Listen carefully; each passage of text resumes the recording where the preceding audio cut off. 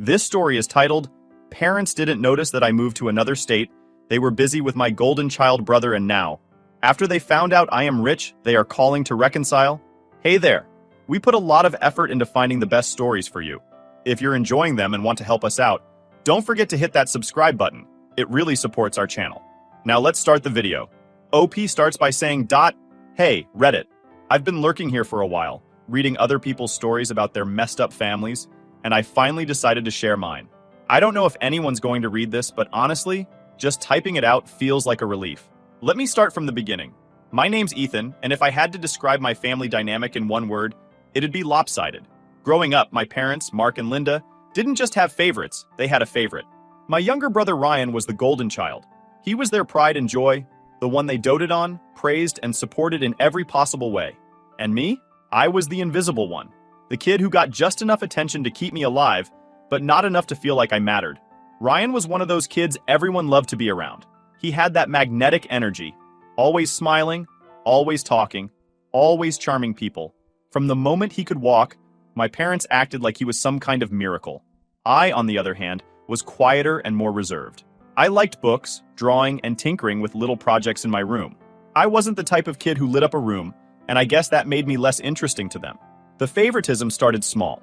When we were little, Ryan got more toys than I did. At first, I thought maybe it was because he was younger and my parents were trying to make him happy. But as we got older, it became clear that this wasn't about his age. It was about him being their star, and me being, well, the other kid. Birthdays were a perfect example. For Ryan's birthdays, my parents went all out. Big parties, expensive gifts, the whole 9 yards. For mine, it was usually just a cake and a happy birthday before they went back to talking about Ryan's latest achievements. One year, I remember asking for a new art set. Instead, they got me a pack of pens from the dollar store. Meanwhile, Ryan got a brand new bike for his birthday that same year. But it wasn't just material things. The emotional neglect hurt even more. When I got straight A's on my report card in middle school, I was so proud. I thought, maybe this will get their attention. I showed my mom, hoping for at least a good job, Ethan. Instead, she glanced at it and said, That's nice, before turning to gush over Ryan's latest basketball game.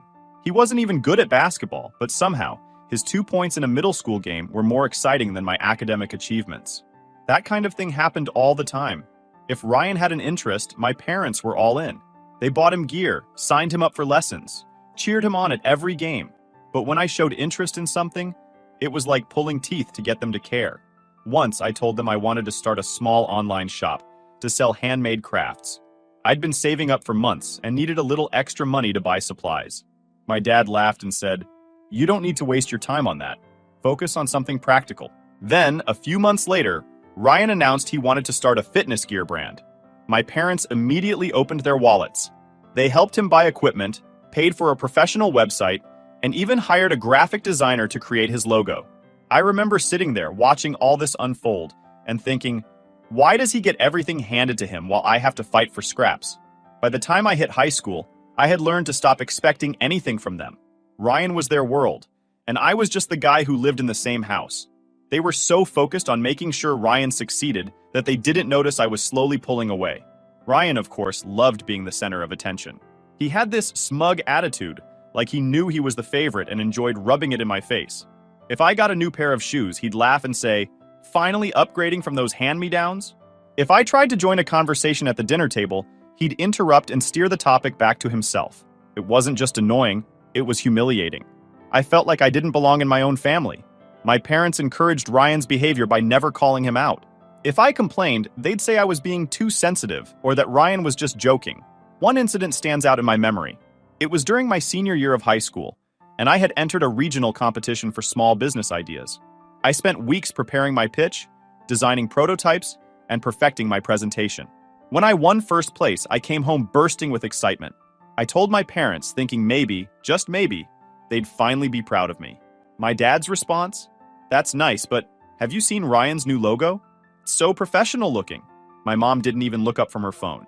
I went to my room that night and cried, not because I wanted their approval anymore, but because I realized I'd never get it. That was the moment I decided I needed to get out. I couldn't keep living in a house where I was constantly overlooked and undervalued. I started making plans to leave as soon as I graduated. But of course, leaving wasn't going to be easy. My parents had sunk so much money into Ryan's business that there wasn't much left for me. When I told them I wanted to move out and focus on my own small business, they shut me down immediately. My dad said, "We can't spread ourselves too thin. Ryan's business is the future of this family." It was like a slap in the face. They didn't even consider my dreams or ambitions because they were too busy propping up Ryan. That's when I realized I couldn't rely on them. If I wanted a better life, I'd have to build it myself, without their help. So, that's exactly what I did. After the disaster of my high school years and my parents' blatant favoritism, I knew I couldn't stick around much longer. What little faith I had left in them vanished when they poured thousands into Ryan's half-baked business idea while outright dismissing mine. That was the final straw. I decided I wouldn't wait for anyone to hand me an opportunity. I'd make one for myself. But here's the thing. When you've been ignored and underestimated your whole life, you learn to keep your plans quiet. I wasn't about to announce to my parents that I was working on my own business. Not when they were so dismissive of me. So I went underground. My first step was saving every penny I could. I worked part-time jobs after school, tutoring, babysitting, even some freelance work online. I'd lie to my parents and say I was volunteering at the library or studying at a friend's house. They didn't ask many questions, probably because they were too busy hovering over Ryan's every move. With the money I saved, I started teaching myself the basics of running a business. I'd stay up late watching tutorials on marketing, web design, and product sourcing. It wasn't glamorous. I worked out of my tiny bedroom, often hiding my laptop screen when someone walked in. It felt sneaky, but honestly, it was exhilarating. For the first time, I was working towards something that was mine. My idea was simple. I wanted to create custom-designed products, things like mugs, tote bags, and stationery, that appealed to niche audiences. It wasn't groundbreaking, but I believed in it. I researched trends, designed mock-ups, and even found a small supplier willing to work with me on a budget. The first time I made a sale, I thought I was going to cry. It wasn't a lot of money, just $15 for a custom mug, but it felt like I'd won the lottery. Someone out there valued something I created. Meanwhile, Ryan's business was flopping spectacularly. He'd come home from meetings with his team, a couple of his friends who spent more time drinking than working, and complain about how hard it was to get clients.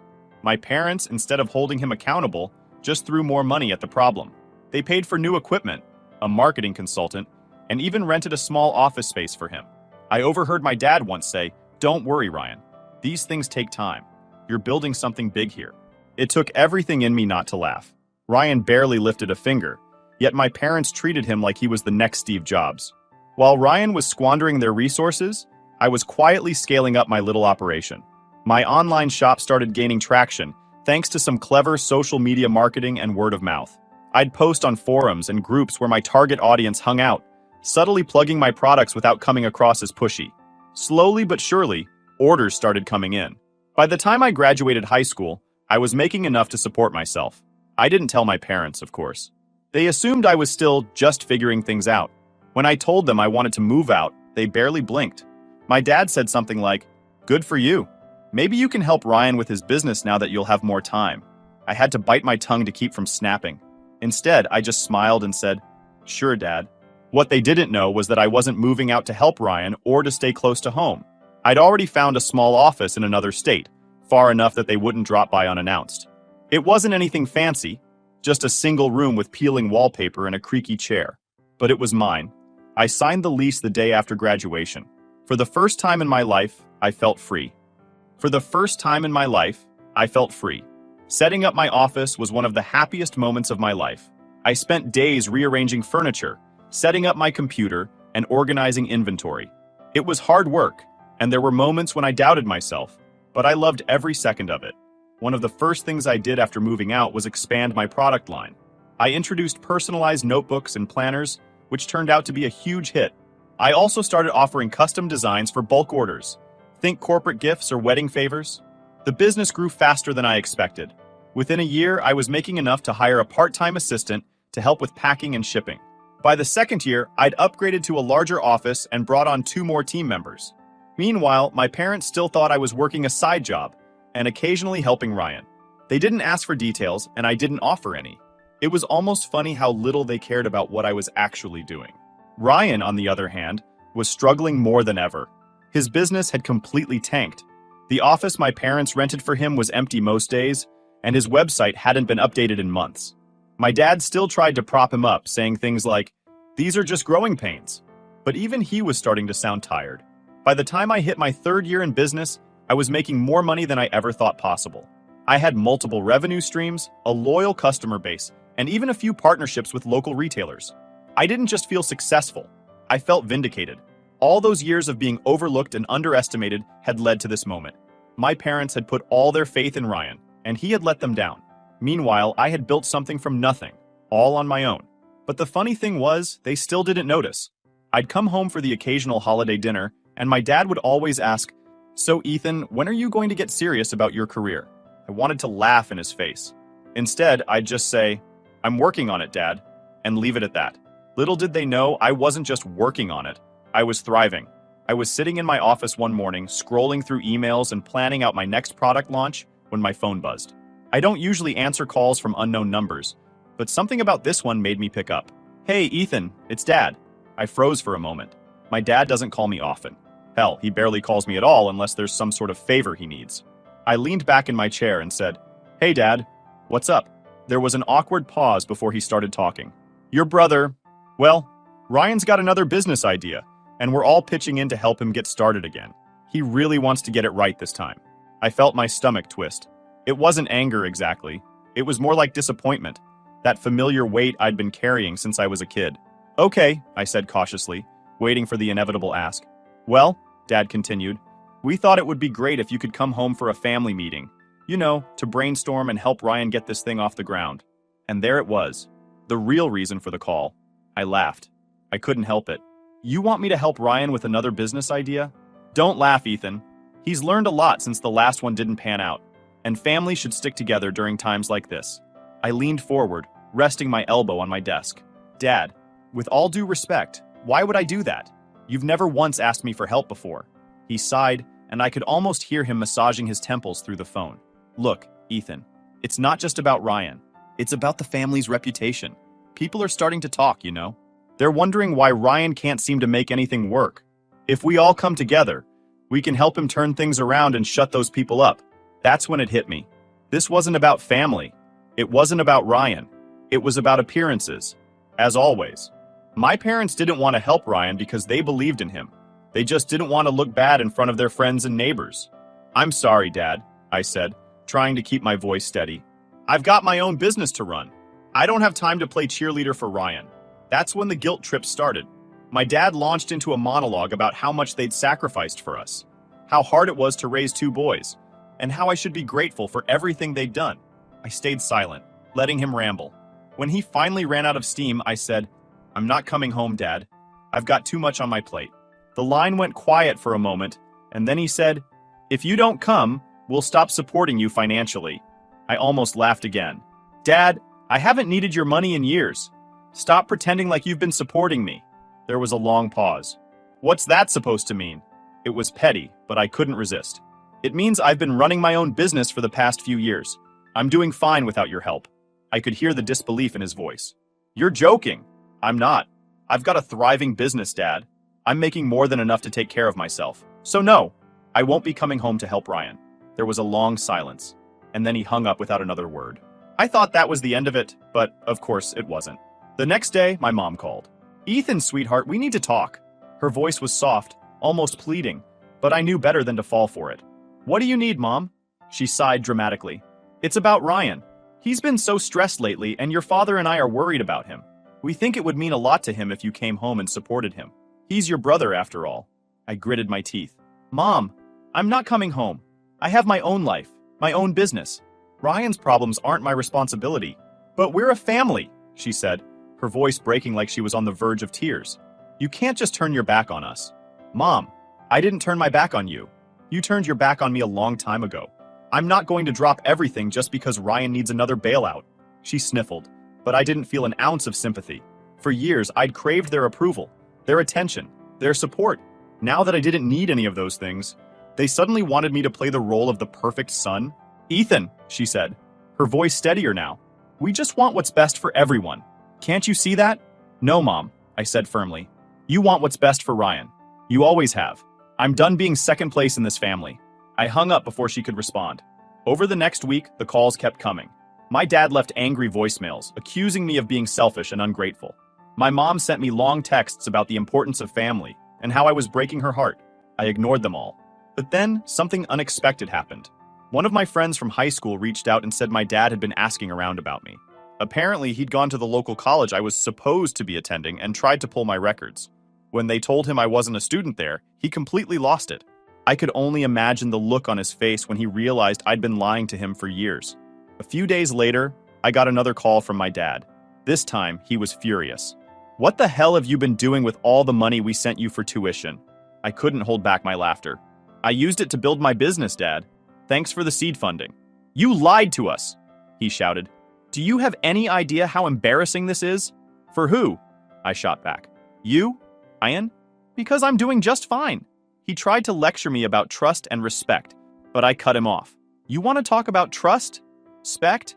Where was that when I needed it? When I was busting my ass to succeed and you couldn't even bother to notice?"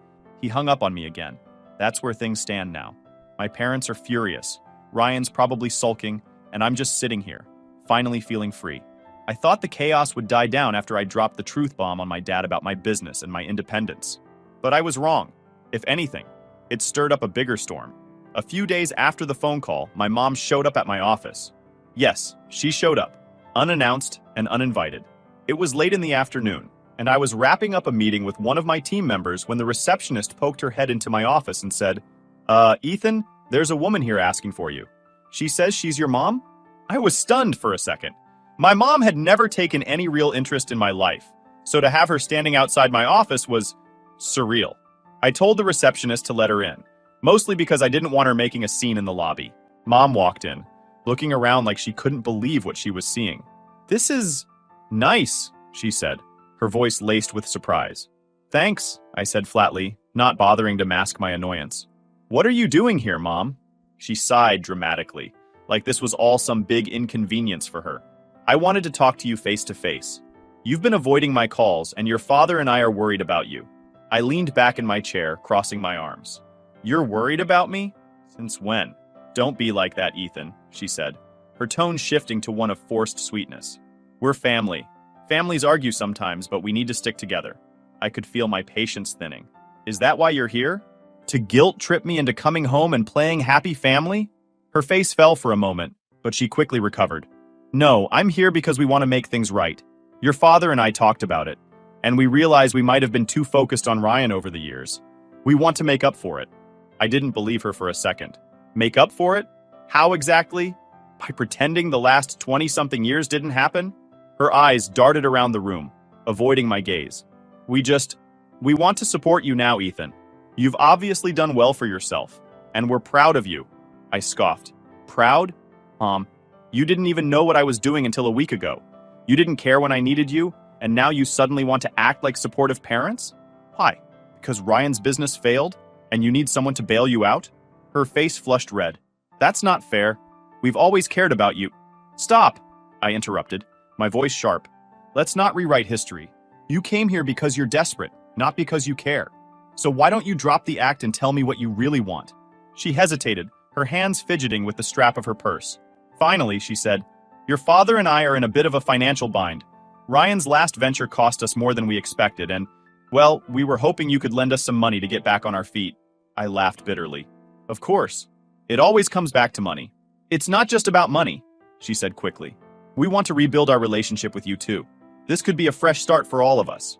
I stared at her, trying to decide if she actually believed what she was saying, or if she was just trying to manipulate me. "You spent years ignoring me, dismissing me, and now you want a fresh start because you're broke? That's not how this works, Mom. I'm not your safety net." Her expression hardened. "Ethan, we're your parents. We've done so much for you over the years." "No, you did so much for Ryan," I snapped. "Don't sit here and pretend you were some kind of supportive parents when you couldn't even bother to ask how I was doing most of the time. I don't owe you anything." She stood up abruptly, her chair scraping against the floor. "You're being selfish. We're still your family, whether you like it or not. And you were my family. But you treated me like I didn't exist," I shot back. "Now, if you don't mind, I have work to do."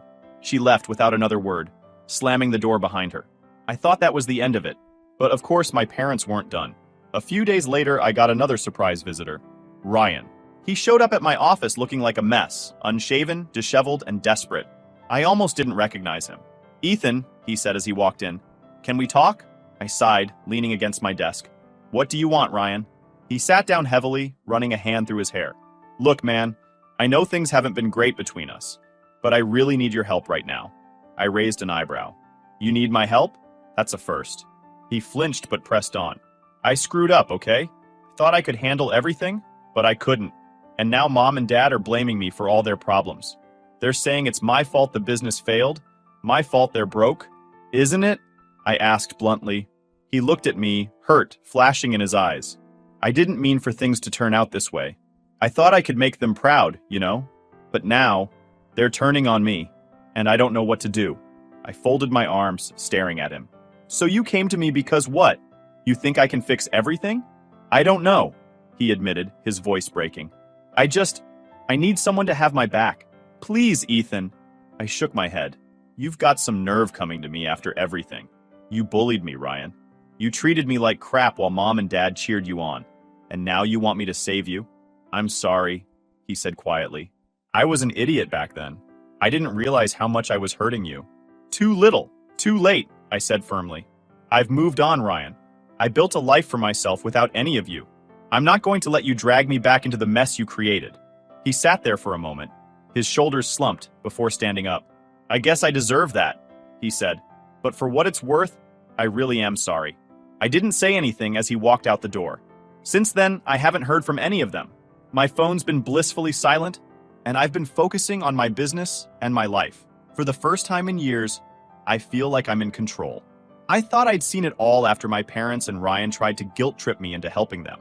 I thought I could finally put all their drama behind me and move forward with my life. But life, as it turns out, has a funny way of throwing one last curveball when you least expect it. About a month after Ryan's desperate visit, I got a letter in the mail. Not an email, not a text, an actual letter. I can't remember the last time anyone had written to me, so I was intrigued enough to open it. The handwriting was familiar. My mom's. The letter was long, rambling, and honestly hard to read in some places because of the smudges where tears had clearly hit the page. She started with the usual, how she and my dad missed me, how they regretted everything that had happened, and how much they loved me. But then it took a turn. Apparently, things at home had gotten even worse. The house they'd lived in for decades was gone. My parents had over-leveraged everything they had to fund Ryan's businesses. And when the last one failed, they couldn't keep up with the mortgage payments. They'd been evicted a few weeks ago and were now living in a tiny apartment on the outskirts of town. Ryan, the golden child, had cut and run. He'd taken what little money he had left and moved in with a friend 2 states over. He wasn't answering their calls, and my parents were furious. My mom wrote that she couldn't believe Ryan would abandon them after everything they'd done for him. It was ironic, really. They had spent their entire lives bending over backward for Ryan, showering him with love, support, and resources, only for him to leave them high and dry when things got tough. Meanwhile, the son they'd ignored, the one they dismissed as too sensitive or not ambitious enough, was the only one still standing.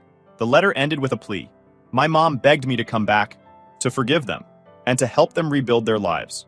She said they didn't have anyone else to turn to, that they'd learned their lesson, and wanted to make things right. I put the letter down and sat in silence for a long time. Part of me wanted to believe her. Part of me wanted to be the bigger person, to go back and try to fix what was left of our family. After all, they were still my parents. And despite everything they'd done, or hadn't done, I couldn't completely shut off the part of me that craved their love and acceptance. But then I thought about all the years I spent waiting for them to care about me. All the birthdays and holidays where I was an afterthought. All the times they made it clear that Ryan was their priority, and I was just the background character in their perfect little family narrative. I couldn't go back. A few weeks after I got the letter, I heard from my aunt, the only extended family member I still kept in touch with. She called me out of the blue, her voice low and hesitant. "Ethan, I don't know if you've heard, but your parents are in real trouble." "I figured," I said, not bothering to hide my lack of sympathy. "They lost the house," she continued. "But it's worse than that. Mark, your dad, he had a big argument with one of his old clients, and it's blown up into a lawsuit. They're being sued for damages, and if they lose, they'll have nothing left." I rubbed my temples. "What do you want me to do about it?" She hesitated. "I'm not saying you owe them anything, Ethan. God knows they've treated you terribly. But they're your parents. I just thought you should know. I thanked her for letting me know and hung up. That night, I couldn't stop thinking about everything. My parents had made so many bad decisions, so many mistakes, but at the end of the day, they were still human. Flawed, selfish, and short-sighted. Sure, but human nonetheless. I wasn't going to swoop in and save them. I wasn't going to pour my hard-earned money into their endless pit of bad choices. But I decided I could give them one thing: closure. I called my mom the next day. She picked up on the first ring, her voice shaky and emotional. "Ethan, is that you?" "It's me," I said. "Oh, thank God," she whispered. "I've been praying you'd call. How are you? Are you okay?" "I'm fine," I said, keeping my tone neutral. "I just wanted to talk." She started crying, real guttural sobs that made me feel uncomfortable. After a few moments, she composed herself enough to speak. "Ethan, I'm so sorry. For everything. For how we treated you. You didn't deserve that. None of it." "I know I didn't," I said. "And I appreciate the apology, but it doesn't change what happened." She sniffled. "I know, I don't know how to fix this." "You can't fix it," I said bluntly. "It's too late for that. But you can learn from it. Maybe someday we can have a relationship, but it's going to take time, and it's going to take real effort from you and Dad. We're willing to do whatever it takes," she said quickly. "We'll prove it to you, Ethan. I promise." I didn't respond right away. I knew better than to put too much stock in her promises. "Take care of yourselves," I said finally. "That's all I can say right now." We hung up, and I felt an odd sense of peace. For the first time in my life, I felt like I was in control of my relationship with my family. Final update. Hey Reddit, it's me again. I know I said I was done with my parents and their drama, but life has a way of complicating things. I've been sitting with everything for the past few months, and I realized something. No matter how much they've hurt me, they're still my parents. That doesn't mean I'm forgiving everything overnight, or pretending it didn't happen. It just means that I couldn't shake the thought of them struggling, homeless, and hopeless. As much as I wanted to stay detached, the idea of walking away entirely started to feel wrong. So, after a lot of internal debate, I decided to step in, not to fix their lives, but to give them a fighting chance to fix it themselves. I made one thing clear to myself. This wasn't about being the hero or proving a point. This was about setting boundaries and doing what I felt was right. A few days ago, I drove to the tiny apartment my parents had moved into after losing the house. I hadn't told them I was coming, and I wasn't sure what to expect. When I knocked on the door, my mom answered. She looked older than I remembered, more worn down. Her eyes widened when she saw me. "Ethan," she whispered. "You came." "Yeah," I said, stepping inside. The apartment was small, cluttered, and depressing. My dad was sitting on the couch, flipping through a stack of papers. He looked up when he heard my voice. "Ethan," he said gruffly, standing up. "What are you doing here?" I looked between the two of them and took a deep breath. "I'm here because I've been thinking about everything, and I've decided I want to help. Not because I owe you anything, but because I want to." My dad's face twisted in confusion, while my mom's eyes filled with tears. "Ethan, you don't have to do this," she said. "We don't deserve it." "You're right," I said bluntly. "You don't, but that's not the point. I'm not here to rehash the past. I'm here to give you a chance to get back on your feet. That's it. No strings attached, no guilt trips. Just a chance." My dad sat back down heavily, running a hand through his hair. "How?" he asked after a long silence. "I'll help cover your immediate debts, rent, basic bills, stuff like that, but only temporarily," I explained. "And I'll help you figure out a plan to get back on track. But that's it. The rest is on you." They both nodded, stunned into silence.